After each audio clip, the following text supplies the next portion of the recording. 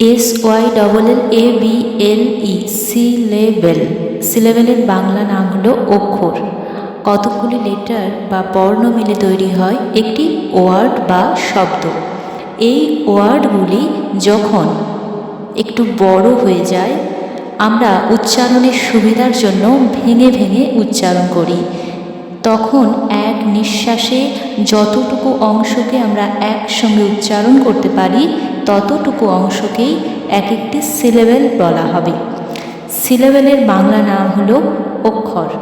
আমরা প্রচলিত কথায় এক একটি বর্ণকে অনেক সময় অক্ষর বলে থাকি, কিন্তু যদি গ্রামারের নিয়ম মেনে বলা হয় তাহলে অক্ষরের ইংরেজি কথা সিলেবেল, অর্থাৎ সিলেবেলই হলো অক্ষর। অর্থাৎ বাংলায় আমরা যেটিকে অক্ষর বলি, ইংরেজিতে সেটাই সিলেবেল। সিলেবেলের যদি সম্পূর্ণ সংজ্ঞাটি দেখি সেটি এইরকম: একটি ভাওয়াল সাউন্ড এবং এক বা একাধিক কনসোনান্ট সাউন্ড নিয়ে ওয়ার্ডের যে ক্ষুদ্রতম অংশটি আমরা এক নিঃশ্বাসে একসঙ্গে উচ্চারণ করতে পারি, ওয়ার্ডের সেই অংশটিকেই সিলেবেল বলা হয়। কোনো ওয়ার্ডে যেমন একটি মাত্র সিলেবেল থাকতে পারে, তেমনি একাধিক সিলেবেলও থাকতে পারে। সিলেবেলের সংখ্যা অনুসারে সিলেবেলকে 4 ভাগে ভাগ করা যায়। এক হলো মনোসিলেবেল, MONO, মনো, SYLLABLE, সিলেবেল, অর্থাৎ একটি মাত্র সিলেবেল যুক্ত ওয়ার্ডগুলি হলো মনোসিলেবেলের উদাহরণ।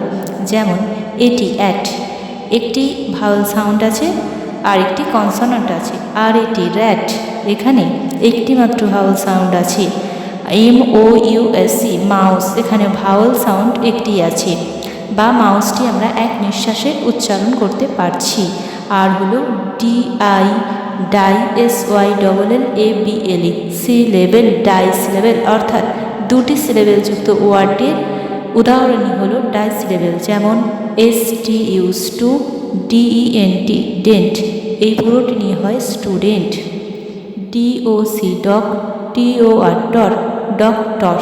সেরকমই BRO, bro, THER, ther, brother, SIS, sis, TER, ter, sister.